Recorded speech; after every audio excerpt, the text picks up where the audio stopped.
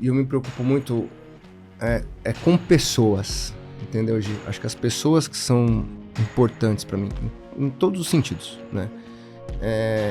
Eu acho que quando a gente começa o esporte, ele me remeteu muito a uma coisa ruim da medicina para mim, que é o ego. E no ciclismo a gente tem isso também, e no esporte. Então, tem que administrar bem isso. Você tem que administrar muito. E você consegue administrar se você levar em consideração que quem tá ali é uma pessoa. E isso vale para tudo. Vale para doping, vale para evolução, vale para prova, vale para você atingir o teu objetivo, vale para você ter saúde. A partir do momento que você tira o ego da frente, você começa a pensar nas pessoas, aí começa a fazer mais sentido, entendeu? E eu acho assim que o esporte, acho que as pessoas, elas precisam pensar que ela realmente vai mudar a vida dela. E eu acho que quando eu era mais jovem e eu li o livro do Gustavo Cerbasi, né, sobre investimento, e eu acho que todos os livros que ele escreveu tá errado, porque o maior investimento que você precisa fazer na sua vida é em músculo, né? Então, se você tiver músculo, se você tiver um VO2 alto, essa é a certeza que você vai ter uma longevidade e que você vai chegar nos seus 90, 100 anos bem. Este é o Na Roda do Estema, um podcast sobre bike, estilo de vida, performance e histórias que inspiram. Aqui, a gente compartilha as trajetórias de quem vive e tem paixão por pedalar. Pessoas que transformam o esporte em propósito e inspiração. Gravado no estúdio Estema, onde o esporte e as boas conversas se encontram. Hoje o Na Roda do Estema recebe um convidado com uma visão ampla sobre o corpo humano, dentro e fora da bike. José Cruvinel é ciclista, médico do esporte, cirurgião do trauma e fundador da CLIF. Atua no Hospital das Clínicas da Faculdade de Medicina da USP, onde lida diariamente com situações extremas e decisões que salvam vidas. Ainda é membro da Sociedade Brasileira de Medicina do Exercício e do Esporte, da Sociedade Brasileira de Atendimento Integrado ao Trauma e da Sociedade Pan-Americana de Trauma. Ele construiu sua carreira estudando limites, riscos e performance. Mas além da formação técnica, Cruvinel também viveu na própria pele um processo de transformação corporal, né, Cruvi? Vai falar sobre isso também. Onde encontrou no ciclismo não só um esporte, mas uma ferramenta de saúde, constância e mudança de comportamento. Hoje a conversa é sobre medicina, ciclismo, risco, consciência e escolhas que constroem longevidade. Muito bem-vindo. Nossa, linda essa apresentação, viu, Gi? Obrigado. Pô, bastante coisa, hein? Pô, não, ficou tem história, hein? Tem história. Tem muita coisa. Agora começa contando pra mim, como foi a sua conexão com a bike? De onde surgiu isso? Foi muito engraçado, porque a minha primeira formação foi em cirurgia do trauma, né? E o pessoal às vezes acha que eu sou ortopedista, né? Então fala assim, pô, ser ortopedista? Você fala, não, eu trabalho com trauma. E assim, trauma é aquilo, você vai atender baleado, esfaqueado, acidente de carro, de moto, tudo que tem de ruim, aí a hora que estabiliza esse paciente... Tudo de emergência, urgência e coisa crítica. É comigo mesmo. E aí a gente manda pro ortopedista. Aí em 2011, eu tinha um chefe lá do Hospital das Clínicas que ele precisava de um médico para ir pro Rally dos Sertões. Ele falou assim, Cruvi, eu preciso de alguém que opere junto comigo em qualquer biboca que a gente tiver, em qualquer cidade do interior aí no sertão do Brasil, porque os acidentes do Rally é muito grave. Aí eu falei, nossa, que legal, então vamos. E fui pro Rally dos Sertões em 2011 ser médico do Rally. Quando eu entrei naquele mundo de esporte outdoor, eu não fazia ideia do que era um rally, do que era esporte outdoors, automobilismo, essas coisas. Eu me apaixonei. E assim, a minha vida girava em torno do Rally dos Sertões. E nesse meio tempo... E você sempre ia lá como médico? Sempre ia como médico, nunca fui como competidor. Tá. E nesse meio tempo, aí nasceu a Brasil Ride. Aí, quando tinha a Brasil Ride, aí o pessoal o Mário contratou a mesma equipe que estava no Rally, que era nossa. Só que o meu chefe, ele falou assim, não, Cruvi, vai pro Rally, que eu preciso de você mais no Rally, que o buraco é mais embaixo lá. E eu nunca tinha ido pro Brasil Ride, e aí a gente falava assim, a gente brincava, que quem ia pro Brasil Ride ia pra prova Calói, pra correr, ficar cuidando passeando de quem anda de bicicleta, aqueles trauminha besta, tal, que não sei o quê. E eu não fazia ideia do que era o Brasil Ride, que pra mim era a prova Calói. Aí eu tava obeso demais, né? Eu pesava, meu recorde foi 124 quilos. Então você teve um histórico de obesidade. Muito, muito, assim, síndrome metabólica monstruosa, assim, sempre foi, histórico na família, tudo. E a minha vida nessa época era fumar, tomar Coca-Cola, operar baleado e sedentarismo total e cuidar dos traumas. E aí quando eu tava em 2018, sempre naquela briga com a balança, tal, nessa época eu tava com uns 105 quilos mais ou menos, tinha conseguido emagrecer um pouco. Aí tava à noite, num sábado, em outubro, aí eu falei assim, nossa, amanhã larga Brasil Ride. Eu falei, olha, a prova Calói. Que você iria... Que eu iria como médico. Como médico, mas aí você foi pro rally. Aí eu fui pro rally, eu falei, nossa, a prova Calói, vai largar e tal. O passeio do ciclístico. Aí eu falei, sabe o que eu vou fazer? Eu vou fazer o Brasil Ride pra emagrecer. Aí eu cheguei, pesquisei loja de bike boa em São Paulo, aí apareceu a loja do Guto, a Pedal. Aí eu fui lá na segunda-feira e falei assim... Ó, o Guto tá bem cotado, hein? Tá. Loja de bike boa em São Paulo. Apareceu ele. Muito bom. Aí a hora que eu cheguei lá na Pedal Urbana, eu falei assim, olha, eu vim aqui comprar uma bike porque eu vou fazer o Brasil Ride. Gil, os caras olharam pra mim. Sem O certeza. Hernani, o português, ele falou, ora, pois... Vou ter que transformar o hipopótamo no atleta de performance. Aí eu falei, por quê? Você tem noção do que é o Brasil Ride? Claro que não. Eu falei, a prova Calói. Ele, que prova Calói? Cara, são 600 quilômetros, subindo 13 mil e tal. Aí eu peguei e falei assim, então beleza, bora fazer. Ele falou assim, não, então você vai ter que começar... Calma, veja bem. Aí ele falou assim, não, você vai ter que começar a treinar primeiro pra isso e tal. Eu falei assim, mas eu pedalo de mountain bike. Eu falei, você não pedala de mountain bike. Ele falou assim, pedala de bike urbana. Eu amo essa ignorância inicial que todo mundo tem, né? É muito legal. Aí ele falou assim, você vai ter que treinar na ciclovia primeiro. Eu falei, na ciclofaixa da Paulista? Aí ele falou, não, lá no Pinheiros. Eu falei, lá tem ciclovia? Tem. Gi, eu juro, primeira vez que eu fui na ciclovia... Naquele planão Uma lá. perninha que você fez já morreu. Não, eu não conseguia pedalar contínuo. Aí ele ficava, pedala, pedala, pedala. Aí comecei a treinar. Aí a hora que eu comecei a treinar, os congressos que eu dava aula, todas as participações que eu dava na sociedade, começou a atrapalhar a minha vida. Eu falei, gente, eu tenho que mudar. O trabalho atrapalhando o esporte. Atrapalhando o esporte. Aí eu saí da coordenação do hospital, que eu coordenava trauma lá no Hospital do Grajaú. Sobrou um dia da semana livre, comecei a treinar de terça-feira. E assim, virou um mindset. A chavinha virou de um jeito que eu falei assim, caraca, acho que eu tinha 37 anos. Eu falei, cara, acho que eu nunca vivi na minha vida. Aí eu falei, que legal. Para com tudo. Comecei a treinar, comecei a conhecer pessoas novas, comecei a fazer amizades, porque eu tinha muito colega no trabalho, nunca tinha tantos amigos. E aí, a hora que comecei a perder peso, começou a mudar, você fala assim, nossa, você fala, aquele clichêzão que bike muda a vida do ser humano, não é clichê não, é a pura verdade. E aí, a partir desse momento, assim, eu entrei, comecei a me posicionar nem mais como médico, mas o que você faz? Cara, eu sou ciclista. Então, porque eu consegui fazer coisas que eu nunca tinha conseguido fazer em 37 anos da minha vida, que foi perder peso, que foi ter saúde, que foi ter relação, criar relação com as pessoas. Porque assim, antes eu saía com as pessoas, era medicina. Cara, hoje eu saio, pode ser bike, mas também não... A minha vida é a bike, não é mais a medicina. Porque antes da bike, a minha vida era medicina. Então, assim, era meu foco, workaholic monstro. Então, eu acho, assim, a minha relação com a bike, acho que a bike me trouxe a vida. Então, pode ser o antes da bike e depois da bike. Isso, assim, porque os meus amigos da faculdade hoje, eles não acreditam. Quando eles olham pra mim, eles falam assim, nossa, Curva, o que é isso? O que aconteceu? O que aconteceu? E desse dia que você decidiu ir lá no Guto e comprar a bicicleta, mountain bike, fazer o Brasil Ride, quanto tempo depois você, de fato, fez o Brasil Ride? Aí que foi o rolê mais legal, porque... Quanto tempo você precisou se preparar para isso? 3 anos.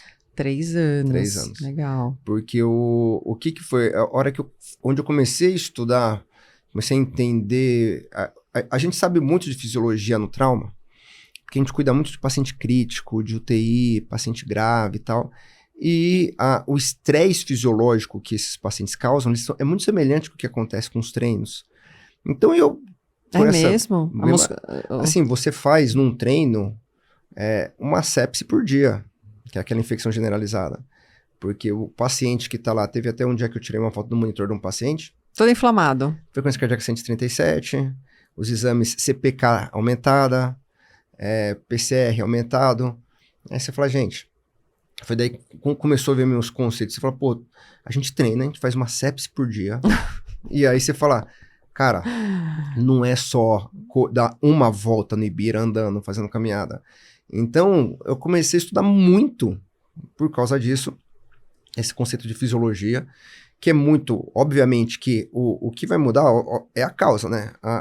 Essa inflamação de uma sepsis que vem de uma infecção, que eu tenho que reverter com um antibiótico, eu tenho a mesma inflamação de um treino que eu tenho que reverter com controle de carga externa e interna. Uhum. E aí comecei a estudar e falei assim, nossa, eu preciso preparar direito, eu preciso me recuperar direito, e aí comecei a entender como é que funciona um programa de preparação, né, para atleta, para ele realmente estar com tudo ajustado para não ter lesão, para não ter dor, para não ter nada, tanto que eu nunca tive.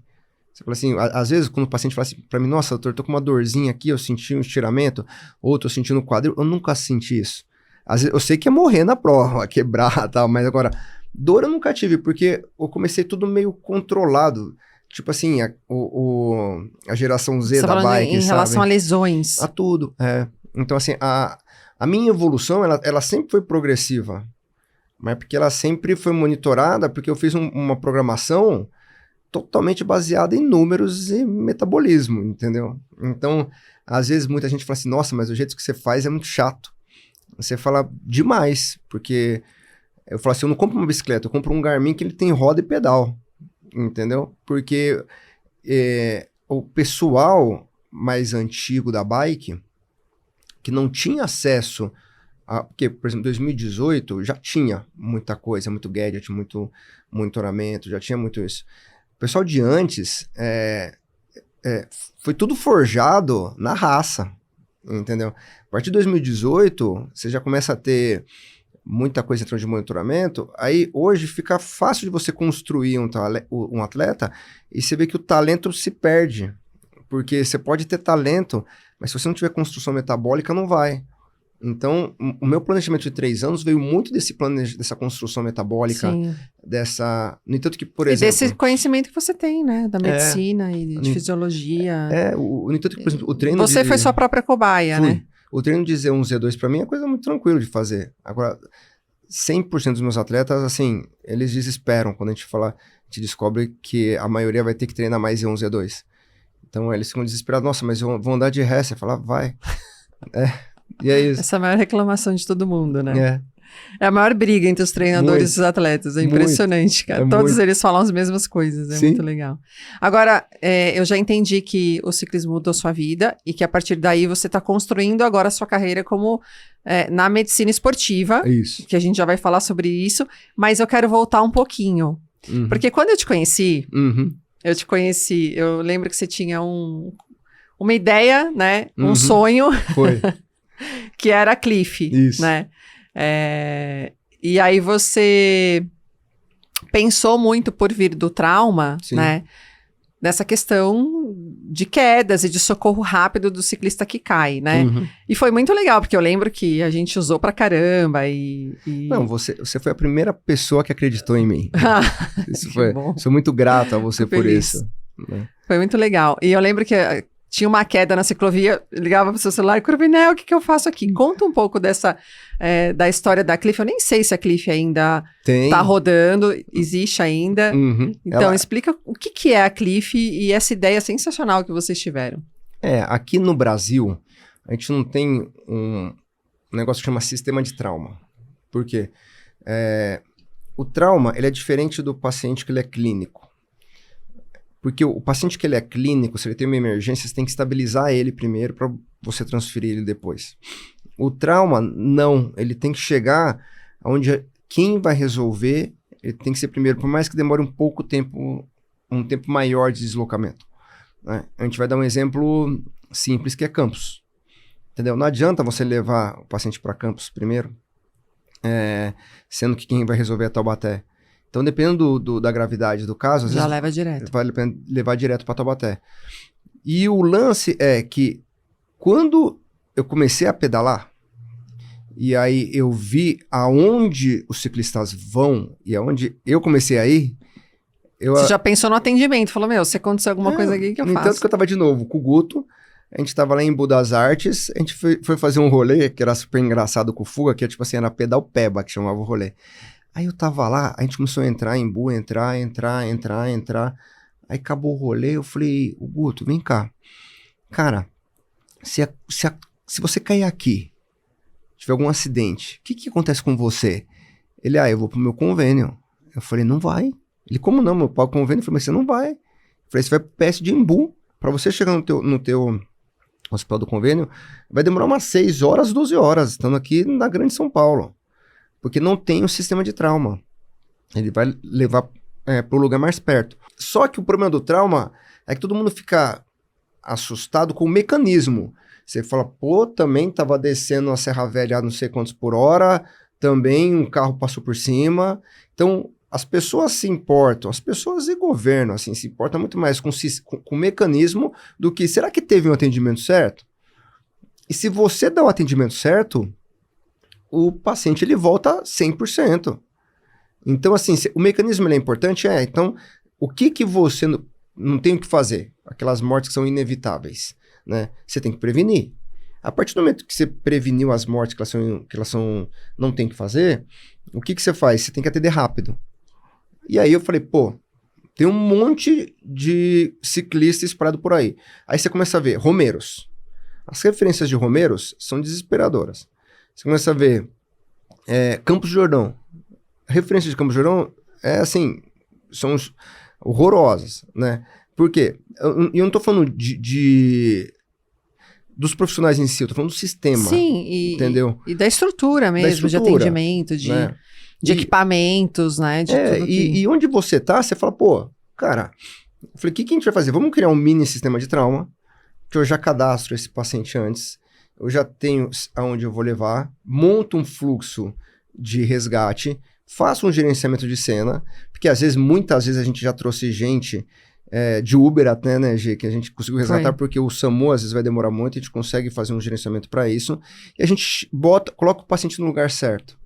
Então, assim, aí a Cliff, ela nasceu desse conceito, porque já que o sistema, ele não vai resolver, a gente corta tudo. Então, toda essa burocracia que gera num sistema aqui no Brasil, você consegue cortar, porque eu já tenho uma vaga no tratamento definitivo cedida, já tem uma equipe que ela já está estruturando para receber aqui, já tem um fluxo de transferência que eu vou pegar o paciente para onde ele foi no lugar mais próximo e vou levar para lá, e aí você consegue o objetivo principal, que é você tratar adequadamente, reabilitar adequadamente e você fazer ele voltar para o esporte. E aí a Cliff, ela nasceu desse conceito, né? Dessa necessidade, né? Porque a gente não pensava nisso até, né, acontecer. Sim, até acontecer. e até hoje eu falo pro meu sócio, pro Ripardo, que a proposta de valor da Cliff, ela é muito complicada porque a pessoa tem que cair. Porque, Gi, é impressionante.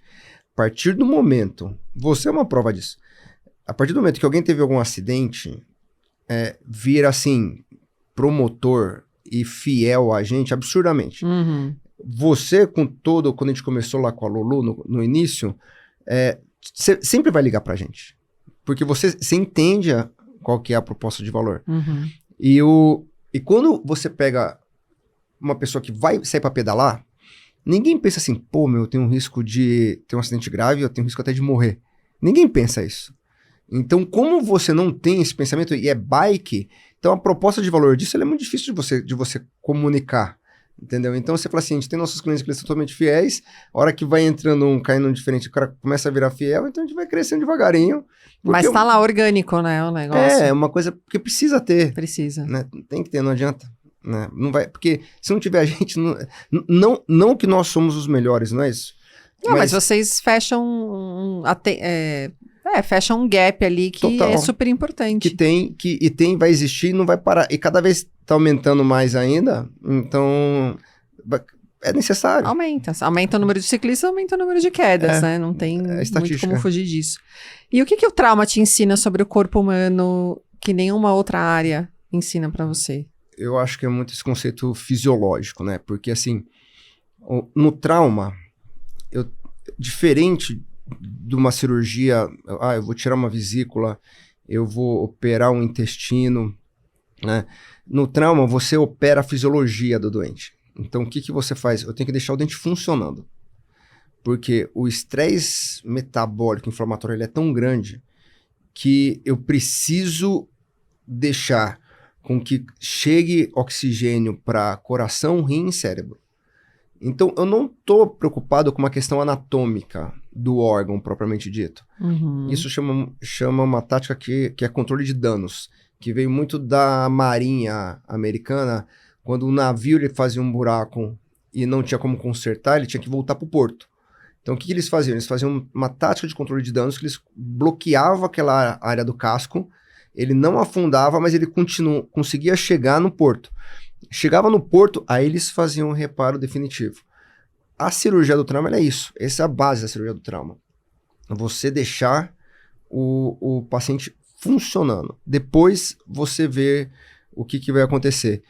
E isso, acho que foi uma das coisas que abriu muito minha cabeça quando a gente começou a pensar em fisiologia, por exemplo, no esporte.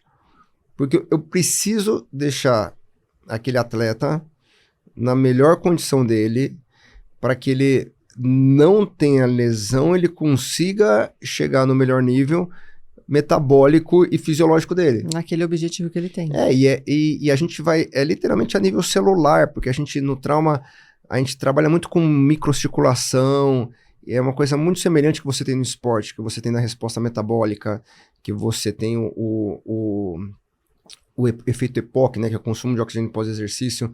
Então, é aquilo que eu sempre falo assim, a hora que eu tô de plantão lá na UTI, o jeito que eu olho o paciente, ele é a mesma maneira a hora que eu vou olhar a variabilidade da frequência cardíaca do atleta, a hora que eu vou entender por que tá alterado, o que mudou e o que a gente precisa fazer para que isso recupere mais rápido, entendeu? Entendi. Então, eu acho que esse conceito do trauma fisiológico, que é o que diferencia de todas as outras cirurgias, que é muito mais um conceito anatômico, né? E você mudou a sua vida por causa da bike, e com isso você levou o seu trabalho para esse lado também, que é a óxia, né? Então, você continua trabalhando com trauma ou você voltou totalmente ali para medicina esportiva e essa parte de treinamento, você vai seguir? O que você tá fazendo? Ou tá fazendo um pouco de tudo? Na verdade, um pouco de tudo, porque Assobiando e chupando cana ao mesmo tempo. O que eu parei, né? Hoje, tem um curso de treinamento de trauma que eu dou lá no Hospital das Clínicas, que é para médico chama Advanced Trauma Life Support, que é o ATLS. E aí eu dou para médico, assim, é treinamento que a gente faz para médico o país inteiro. Eu falo para eles que agora o meu trauma é um trauma mais leve, né? Porque por mais que você tenha um trauma muito grave no ciclismo, a energia do trauma e as lesões que vão acontecer são lesões pra gente mais simples, né? Pro paciente é coisa horrorosa, Sim. assim, não tem o que falar, mas assim, pra gente é mais simples. Aí eu falo muito pro pessoal, assim, gente, agora os meus traumas são os traumas mais leves, mais de boa, mais aqueles traumas mais tranquilos. Então, o que eu consigo, como é que tá sendo minha área de atuação hoje? Eu tenho uma área de atuação muito forte no endurance, que inclui bike, todas as modalidades, triatlo, entrando um pouco mais agora nas corridas, mais aventura e maratona também, que é a área que eu mais gosto. Então, hoje, o que eu consigo? Eu consigo preparar um atleta, monitorar ele, resgatar se ele tiver algum acidente, aí reabilitar ele e preparo ele de novo. Então, hoje... A jornada toda. Incompleta. Legal. Então, eu consigo hoje juntar as duas especialidades que eu tenho, que é medicina do esporte e trauma. Eu trabalho basicamente com atleta. Às vezes, tem algum paciente antigo meu, que eu tenho algum problema, eles me avisam, aí eu também atendo a parte de trauma do conhecido e tal, mas eu não tenho antes eu tinha uma retaguarda no Samaritano. Hoje eu não tenho mais, que aí hoje eu fico basicamente trauma de atleta e cuidando só de atleta. Legal. Fechando a roda inteira. Ô Cruve, e você como médico do trauma e ciclista, você vai pedalar, você fica o tempo todo analisando os riscos assim, ou você dá uma desencanada? Tipo... Não, é muito chato. É muito chato. Eu falo assim, aquela sensação, sabe? Tipo, lá na ciclovia, terça-feira, 6 da manhã. Não vou. Nem vai. Você vai, nem vou, senão eu fico louco. Você vai, que vem aqueles pelotão vindo de frente com o outro lá. Você só fica ali, meu Deus do céu. Você sabe qual que foi a coisa que eu mais brochei na vida, Gi? Foi o Giro de Itália, sabe por quê? Lá em Campos? Lá em Campos. Por quê? Porque eu gosto só de mountain bike, eu não gosto de ciclismo de estrada. Então, assim, mas eu amo mountain bike. E aí eu falei assim, eu vou fazer o giro, porque eu quero descer a Serra Velha fechada. Eu nunca desci a Serra Velha fechada. Eu falei, vou descer curtindo. Aí, beleza. E eu sou muito de boa. Eu deixo a galera tudo na frente e eu vou atrás, entendeu? Só que, Gi, a hora que eu comecei a descer, começou uma galera... Névoa. Não, a galera descendo de um jeito... curto. A hora que pegou, eu falei... Meu Deus do céu, onde é que esse povo tá indo? Aí o povo descendo, saindo pela tangente. Eu falei, gente... Cara, quase passando por cima. Não, tava um negócio tipo assim, de kamikaze. Aí eu falei, eu freiei.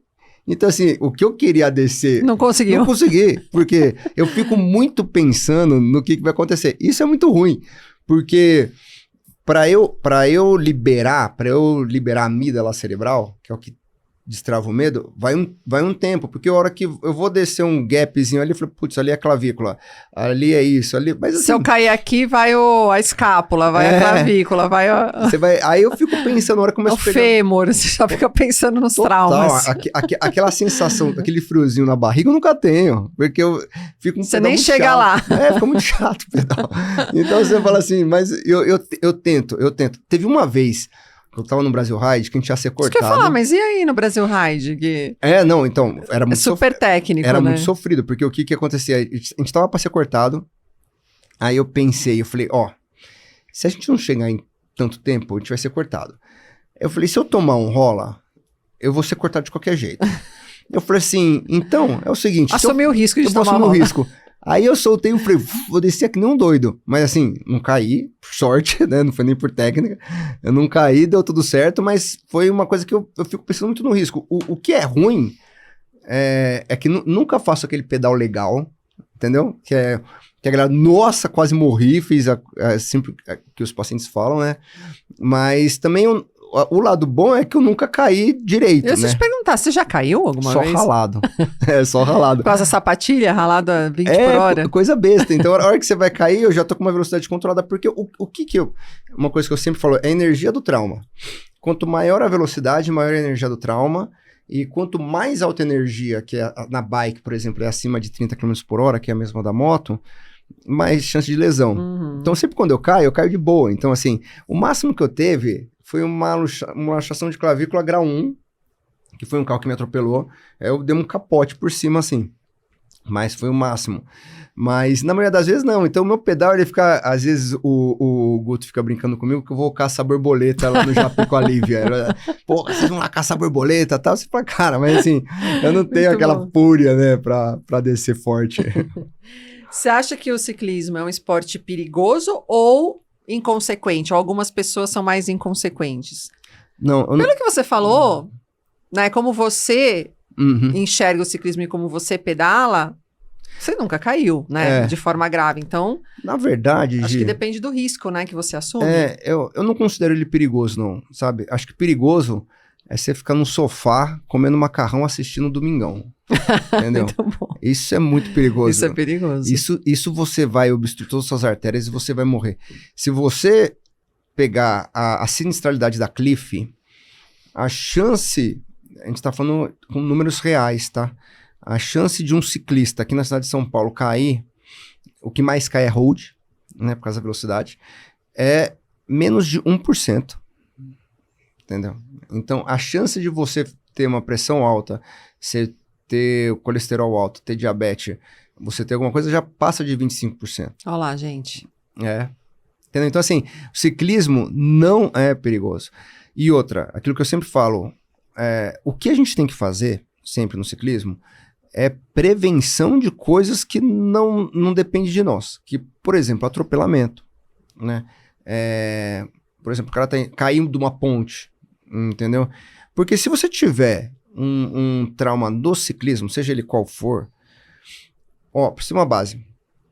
paciente mais grave que a gente pegou esse ano foi um que caiu lá treinando pro giro. Ele quebrou 12 costelas, assim, com pneumotórax, super grave e tal. O índice de trauma dele era 16. Para você ter um índice de trauma que é óbito, ele tem que ser 25.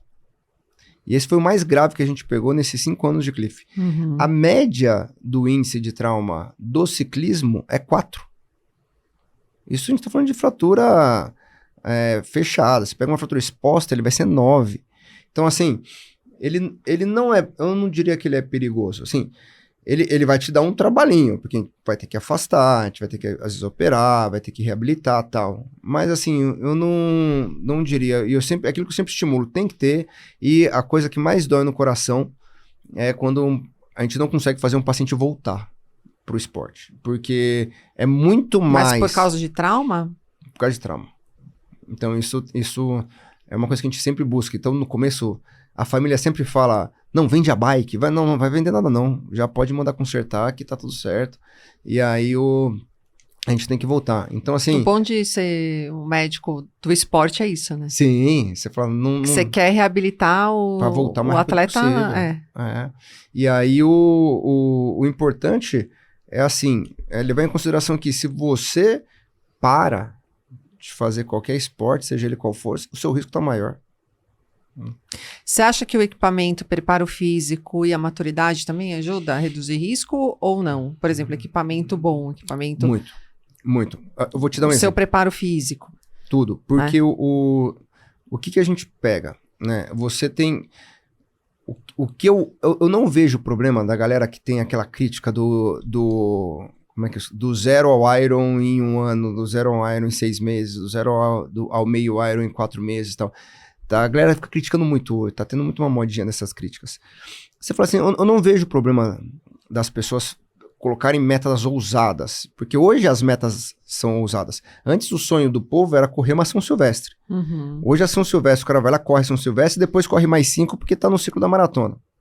Então assim, se você quer botar uma meta ousada, super ok, desde que você atinja todos os parâmetros necessários para isso. Por exemplo, o que vai? Vai o preparo físico, entendeu?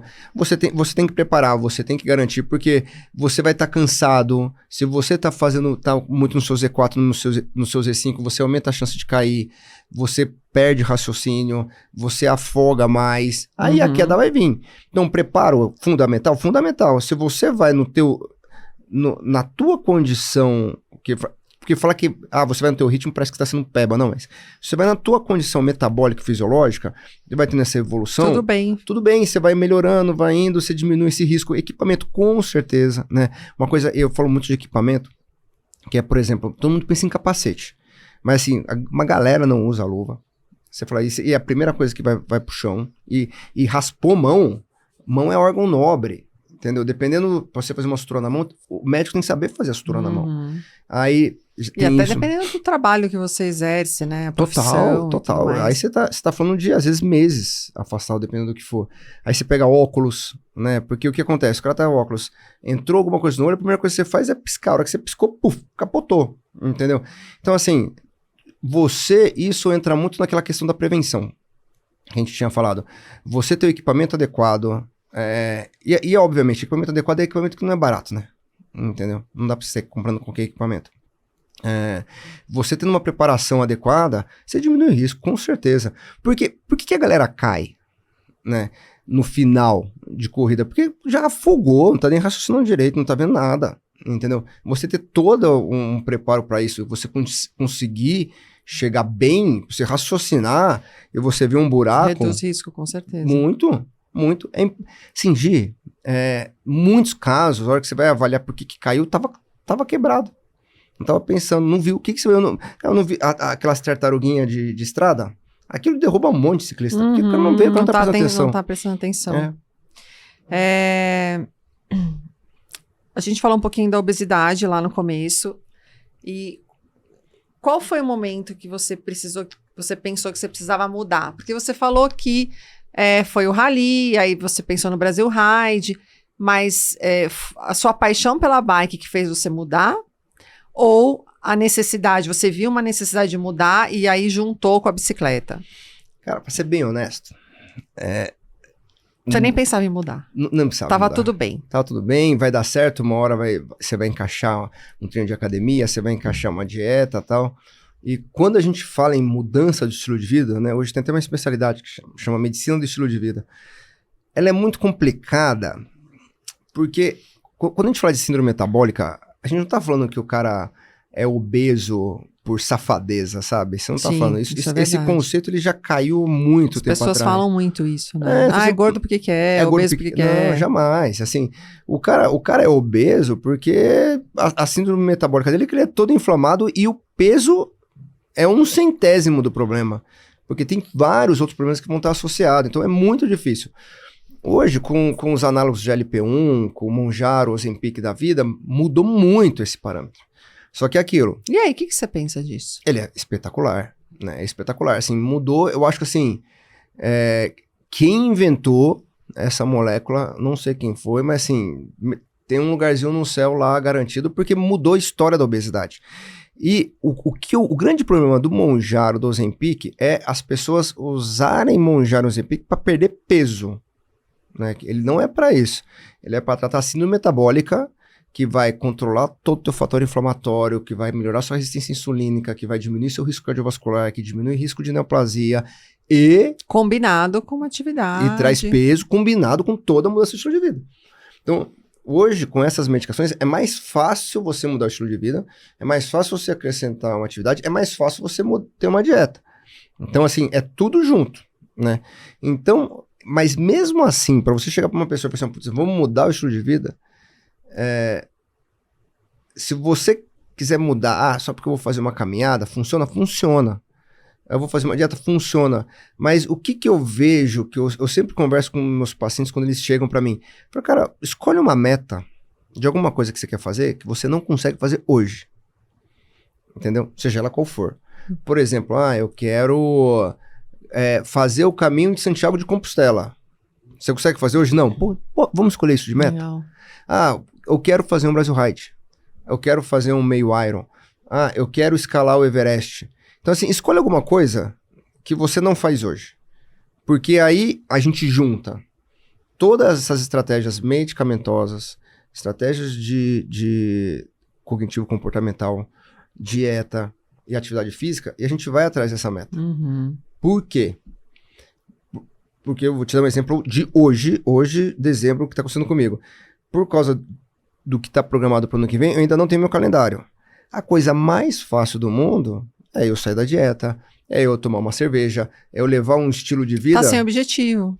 Porque eu tô sem objetivo. Agora, sair o calendário, já foca, já começa a fazer conta, tal, fica mais fácil você mudar o estilo de vida. Por quê? Quem tem síndrome metabólica, você não vai tomar Mounjaro 2-3 meses, você vai tomar pro resto da vida. Então você vai ter que... mas eu atingi peso. Você tem que continuar tomando. Entendeu? Eu não tomo Mounjaro porque quando eu comecei a tratar, hoje eu tomo um que chama Ribelsus, que ele é semaglutida, que ele é via oral. Quando eu comecei, ele tinha só Ribelsus. Impressionante. Eu já tentei tirar algumas vezes. Os exames voltam a alterar. O exame de sangue volta a alterar. Uhum. Hoje, primeira vez que meu exame de sangue ele é totalmente normal, porque meu peso tá normal, minha vida tá normal, junto com a medicação, e você fala, não adianta, toma pro resto da vida. Então, como se fosse um remédio para, sei lá... Pressão, diabetes. De pressão alta. Isso, tem que tomar para sempre. Então, você vai ter que ter. Então, para mudar o estilo de vida... Então, você não concorda com a pessoa que, eu quero emagrecer 2 quilos, vou tomar. Mas a pessoa não tem nem indicação. Certo. Porque toda medicação, ela tem efeito colateral. Senão não é medicação. Só que toda medicação, esses efeitos colaterais, eles são compensados pelo benefício que ela vai te trazer. Uhum. Se você não tem síndrome metabólica... Não precisa tomar. Não precisa tomar, e pelo contrário. E como que você descobre se você tem uma síndrome metabólica? Na verdade, tem toda um histórico familiar, história de vida, e você tem exame de sangue, entendeu? Você tem alguns exames que você consegue saber que você fala assim, olha, esse paciente aqui tem resistência insulínica, esse paciente aqui já tem uma tendência a ter o colesterol mais alto. Uhum. Esse paciente, ele tem uma homocisteína que ele também está alterado. Esse paciente a ferritina está na altura. Então, ele é aquele paciente inflamado, Sim. entendeu? É o paciente que ele tem um HDL muito baixo, entendeu? Então, é aquele estereótipo que você fala, putz, isso é o paciente... É uma indicação. É uma indicação. Esse paciente, os hormônios desse paciente é tudo ruim. E aí isso que me deixa mais doido. Porque se você pega uma pessoa que tem síndrome metabólica, a testosterona tá baixa, o estrógeno tá alto. Uhum. Aí o que os caras vão fazer? Putz, testosterona, entendeu? Só que não trata, não trata o que tem que tratar, entendeu? Então... Não vai na causa mesmo ali. Não vai na causa. Então a gente não pode banalizar o tratamento da obesidade, ele é multidisciplinar e não é único só, entendeu? Então assim, tem que tomar, sou super a favor, assim... passo para todos os meus pacientes que têm síndrome metabólica, o resultado é sensacional, mas, de novo, junto com a mudança de estilo de vida, e a gente só consegue atingir o objetivo, assim, isso não é evidência, tá? Isso é experiência de consultório. Só quando você bota uma meta que não consegue fazer hoje, e aí isso te prende a mudar, porque não vai ser dificilmente pegar aquela pessoa que resolveu mudar por causa da saúde. Olha, eu preciso ter saúde, entendeu? A síndrome metabólica... ela é tão desgracenta que nem isso ela te deixa pensar direito, entendeu? Então, agora não, eu vou... Você nem consegue pensar nisso sozinho. Não consegue. Agora você fala assim, não, putz, por que eu vou comer direito, eu vou fazer meu exercício? Não, porque eu tenho um negócio que eu quero fazer e é a melhor coisa do mundo. O que você tem que fazer? Fala pra 30 mil pessoas. Porque você vai ter falado pra tanta gente que você vai fazer, que você vai fazer, entendeu? E esse negócio que as pessoas falam, mas esses medicamentos você perde performance porque você não come. É isso mesmo? Assim, no entanto que o Ozempic, ele tá na lista de monitoramento da WADA. Mas não porque ele dá performance. É porque ele vai contra a saúde do esporte. Porque o que vai acontecer? O atleta hoje toma para melhorar watt-quilo, para perder peso. Para perder peso. Só que aí, por exemplo, dependendo do dia... Quando eu tô no Brasil Ride, eu preciso tomar minhas 100 gramas hora de carboidrato que eu vou levar todo dia. Mas você não consegue. Eu nem tomo. Naquela semaninha, eu nem tomo porque eu não consigo tomar. Você não consegue comer. Uhum. Ele dá outros efeitos também, que não só isso, como você diminui o esvaziamento gástrico, a ação... Porque quem tá tomando, ele já tem uma insulina que ela não tá funcionando direito. Então, mexe todo o metabolismo de estoque de glicogênio, hepático, muscular. Então, assim, performance ele não vai ter. Se você tá levando em consideração watts-quilo, tem outras maneiras mais saudáveis e com menos efeitos colaterais pra gente melhorar isso. Entendeu? Então, ele não traz, mas o uso indiscriminado, para quem não precisa, pensando em watts-quilo, aí esses efeitos colaterais que faz a WADA, inclusive, cogitar... Pensar em proibir. Entendi. Né? Muito bom. E o que é sucesso hoje no esporte para você? Putz, de sucesso, eu acho que é atingir o teu objetivo, né? Porque teve um paciente meu que ele chegou em maio e falou assim pra mim, eu quero fazer o meio Iron de Cartagena. Tá. Aí que seria quando? Que foi agora em novembro. Tá. Então a gente tava com 4 meses. Aí eu falei, beleza, bora programar isso aí. Eu falei, o que você faz da vida? Ele, nada. Eu falei assim, como assim nada?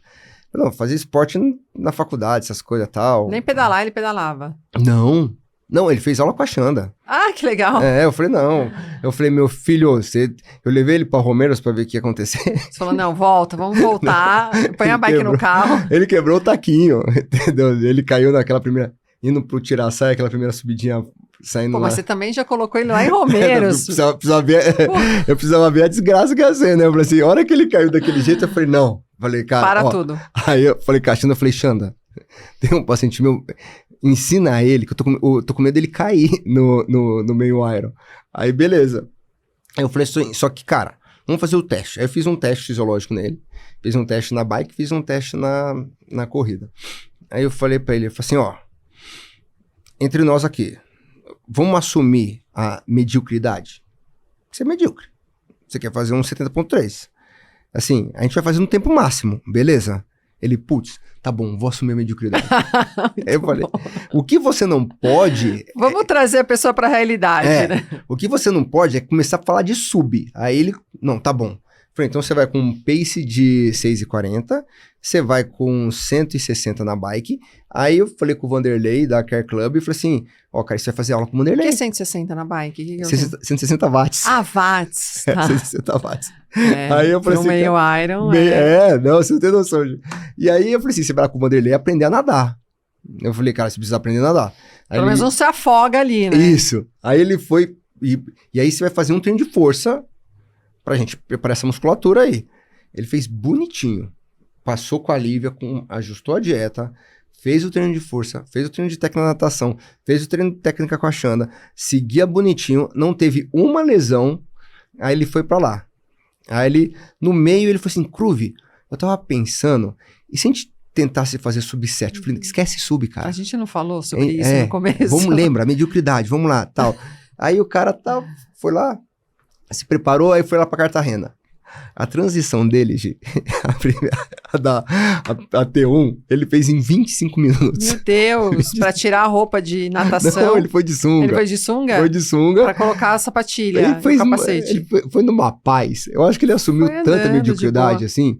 Sabe quanto tempo ele fez? 6,50. Meu Deus. Eu falei, o cara foi tão no ritmo dele, tanto... E ele fez o sub que ele queria. E fez o sub que ele queria. Agora, o que eu vejo isso? Eu literalmente trazer ele... Disso? Agora ele tá indo pro full. Ah, que legal. Aí eu falei assim, não, cara, então vamos pro full. Tá? Se animou. Se animou. Então, se você alinha o objetivo, né, é igual, ao passo que eu teve um cara que correu muito bem, ele fez uma maratona pra 3 horas e meia, ele virou e falou assim, quero pegar o índice pra Boston ano que vem. Eu falei, cara, Boston... É o mais concorrido. O mundo inteiro quer pegar o índice pra Boston. O mundo inteiro. E o teu índice pra Boston é sub 3. Eu falei, cara, do jeito que você tá hoje com o teu teste, pra você fazer sub 3, você tá perto do VO2 máximo. Eu falei, pô, ano que vem não vai dar. Vamos botar daqui 2 anos? Legal. Aí eu falei assim, então assim, então ele tem um Instagram que é Road to Boston e tal, não sei o quê, que tava programado pra 1 ano. Eu falei, cara, vai durar, vai ser 856 mil dias Road to Boston. Eu falei, vai ser, cara, vamos encarar a realidade. Aí a gente passa tempo a tempo, vai fazendo os testes, a gente tenta ver se você consegue... É bom que você controla o imediatismo e a ansiedade das pessoas também, que é super importante. Porque aí você botando na realidade, né, eu tenho uma meta e eu consigo alinhar a expectativa, isso pra mim que é o sucesso. Sim, legal. Entendeu? Porque senão você tá mentindo. Entendeu? E como você lidou com essa... Eu não vou dizer que não foi um sucesso, porque na verdade você se preparou, né? Você fez o que tinha que fazer, e a hora que você chegou ali no Brasil Ride agora, outubro, né? Uhum. Que foi aquele caos de chuva, enchente e não sei o quê, você acabou desistindo, Foi. né? Fiz 2 dias e meio só, né? Como você encarou tudo isso, assim? Você encarou, você encarou como um fracasso ou você encarou como uma coisa que realmente você não controlou e bora pra próxima? Eu acho que eu encarei como maturidade, né? Porque tive muitos colegas que estavam lá pela primeira vez. Então eu falei assim, putz, se eu tivesse disputando o pódio ou na primeira vez, eu ia encarar aquilo de boa, entendeu? Como não disputo pódio, já tô com 7 Guarinis, já fiz 7 vezes Brasil Ride. Eu falei, pô, e realmente, as condições estavam muito ruins, muito ruins. Não, a gente viu de longe e já ficou chocado, imagina. Não, tava ruim pra organização, tava ruim pra gente, tava ruim pra elite, tava ruim pra todo mundo. E aí eu tava com a Grazi, eu falei, Grazi, eu lembro, a gente tava pra chegar 10 quilômetros do ponto de que ela tinha perdido o freio. A gente precisava do apoio Shimano. Aí, não é Shimano, mas é apoio parada. Aí, a hora que a gente tava do ponto de apoio que a gente tava pro próximo, eram 10 quilômetros, a gente fez em 2 horas e meia. Empurrando a bicicleta. A hora que tava no finalzinho, eu falei, Grazi, imagina... disso. Eu falei assim, imagina a gente hoje à noite, tomando uma cerveja em Arraial. Eu falei, vamos pro off-season? Ela, nossa, vamos! Aí, tava só esperando alguém falar. Né? Ela falou isso. Tava aquele silêncio assim, eu não vou falar. Aí eu falei assim, nossa, vamos, que eu também não tô aguentando mais, que não sei o quê. Então, assim, eu acho que se fosse no meu primeiro ano, eu acho que eu iria até o final. Mas, assim, mesmo não tão divertido, porque era uma meta. Você começa a ponderar mais também, né? E hoje, como assim, eu já tenho... O que eu sempre falo assim, qual que é a minha meta anual? Toda vez que eu vou fazer um treino e eu vou fazer uma prova, eu tenho que ter PR. Não é nem com. Toda vez um treino? Tem que ter um PRzinho. Até na ciclovia ali, você tá todo dia na ciclovia, nem não, mas vem. na ciclo não. Na ciclo tá. treino é fazer japi, você vai fazer uma coisinha, entendeu? Então, assim, eu tenho que ter um PRzinho. E se não pegou um PR, porque alguma condição não estava deixando, né? Então, quando você pensa desse jeito, você começa, putz, não, eu tô evoluindo, eu tô no meu ritmo, mas eu tô evoluindo. E a hora que eu vi lá no Brasil Ride, que eu falei assim, porra, não tô evoluindo, não tô curtindo... Deixou de fazer sentido. Eu vou curtir Arraial, porque eu adoro Arraial e vou ficar lá tomando Aproveitou a viagem. Aproveitei a viagem. Maravilhoso. E você quer fazer ano que vem? Com certeza. No Brasil Ride eu faço todos, né? Legal. Todos. Porque depois que realmente, quando o Mário fala que mais que uma prova, um estágio na sua vida... É isso mesmo. É isso mesmo. Legal. O Brasil Ride é sensacional. Legal. Ô, Cruvi, qual legado você gostaria de deixar como médico e como ciclista? Sabe que eu vejo muito, e eu me preocupo muito, com pessoas, entendeu, Gi? Acho que as pessoas que são importantes para mim, em todos os sentidos, né? Eu acho que quando a gente começa... O esporte, ele me remeteu muito a uma coisa ruim da medicina para mim, que é o ego. Então, é impressionante. Parece que você tá na faculdade de medicina, você tem uma aula de ego que você fala assim, olha, é isso, tem um cara que chama Deus, a gente tá acima dele e pronto, né? E no ciclismo a gente tem isso também, e no esporte. Então, tem que administrar bem isso. Você tem que administrar muito. E você consegue administrar se você levar em consideração que quem tá ali é uma pessoa. E isso vale para tudo. Vale para doping, vale para evolução, vale para prova, vale para você atingir o teu objetivo, vale para você ter saúde. A partir do momento que você tira o ego da frente, você começa a pensar nas pessoas, aí começa a fazer mais sentido, entendeu? Então, quando eu penso nisso, é aquilo.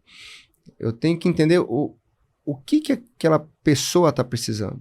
Entendeu? E você às vezes dá aquele choque de realidade, é você lembrar que ele é uma pessoa, entendeu? E dá pra perder todo esse ego, né? Você vê que a mulherada sofre muito com isso, né? Então, com aquela... ainda ele é um esporte machista, ainda é um esporte que ele não dá espaço, ainda é um esporte que ele não valoriza. E se a gente parar de pensar em homem e mulher e pensar em pessoas, aí o negócio flui mais fácil, né? Então, acho que, pra mim, esse é o foco principal. Legal. Vamos para um giro rápido agora? Bora. Estrada ou mountain bike? Mountain bike. Eu perguntei já sabendo a resposta, né? Mas não vem não, que você tá todo dia com a sua road lá, treinando na ciclovia. Bonitinho, com o lookinho pronto. A única prova de estrada que você fez foi o giro? O giro. Nunca mais? Nunca mais. Corpo ou mente? Mente. O maior erro do ciclista amador? Achar que ele é elite. Olha! Esse é o problema. Ele acha que ele é elite... Ele quer treinar como um profissional sem ser profissional. E ele esquece que ele tem uma vida pessoal e profissional por trás ainda, que vai atrapalhar tudo isso. Sim. Potência ou percepção de esforço? Potência. Um exame que todo atleta deveria fazer uma vez por ano, pelo menos. Ergo espirométrico. Ergo espiro. Importantíssimo, né? Agora, peso ou potência? Pode ser potência relativa? Pode. Pode. Então, potência. Explica. É porque o que vale mesmo é o watts-quilo, né? Você pode ter um atleta bom, tem um paciente de 90 quilos que está com o segundo limiar de 300 watts, aí você pega um Guto que pesa 50 e poucos quilos ali, com um limiar de 260... A relação peso-potência dele é melhor. A relação peso-potência dele é melhor. Performance ou longevidade? Longevidade. E o que a bike mudou na sua vida? Eu acho que ela me deu a vida, Ah, você falou disso. né? Acho que ela me deu a vida. Não foi nem mudança. Eu nasci em 10 de outubro de 2018. Que legal. Cruve, adorei te receber aqui. Obrigado, Gi. Foi muito legal conversar, apesar de eu já conhecer um pouquinho da sua história, mas eu gosto muito de trazer pessoas que eu conheço a história, que eu me conecto para outras pessoas também conhecerem, se inspirarem, né? Porque eu acho que quanto mais a gente fala sobre o assunto, mais pessoas se envolvem nesse universo. Então, se quiser deixar uma mensagem final para a galera, deixar seu Instagram, como entra em contato, falar como vai funcionar a Oxia, fica à vontade. Gi, obrigado. Acho que eu tenho um carinho muito grande por você, porque lá em 2019, onde ninguém conhecia o Cruve, você apostou na gente. Então, isso é uma gratidão eterna. E eu acho, assim, que o esporte, acho que as pessoas, elas precisam pensar que ela realmente vai mudar a vida dela. E eu acho que quando eu era mais jovem e eu li o livro do Gustavo Cerbasi, né, sobre investimento, e eu acho que todos os livros que ele escreveu tá errado, porque o maior investimento que você precisa fazer na sua vida é em músculo, né? Então, se você tiver músculo, se você tiver um VO2 alto, essa é a certeza que você vai ter uma longevidade e que você vai chegar nos seus 90, 100 anos bem, né? E aquela vontade que todo mundo tem, nossa, um dia eu quero dormir e não acordar mais, acontece se você investir em músculo. Não que dinheiro não seja importante, mas não adianta você ter milhões e você não tiver músculo para poder usar esses milhões que você tem. Então, acho que a gente levar o esporte sempre como isso, porque a carreira da altíssima performance, ela é muito curta e ela é muito injusta e ela é excludente, porque não é todo mundo que vai ganhar, não é todo mundo que vai ter uma medalha e não é todo mundo que vai ser o campeão, e isso não tira o mérito de ninguém, né? Agora, com certeza, todos vão ter uma longevidade, vão ter uma qualidade de vida melhor, e se conseguir perpetuar isso, aí é o sucesso. Então, isso é o principal. E eu que agradeço o convite, foi um prazer estar aqui. Deixa a sua rede social pra galera te seguir. É @cruvineto, e a nossa clínica inaugura agora em setembro de 2027, que chama Oxia. 27? De 26. Ah, tá. Ah, que eu já virei o ano. Você já virou o ano, já tá no... já então tá no Réveillon. No Réveillon, não. Então é setembro de 2026. Legal. Isso. E tá todo mundo convidado. Convida a gente, hein? Ah, você com certeza. Pra inauguração. Com certeza. As Lulus são muito bem-vindas lá. Ah, demais. Obrigada. E ó, cuidar do corpo não é só sobre controle, é sobre consciência. Até o próximo Na Roda do Estema. Maravilha.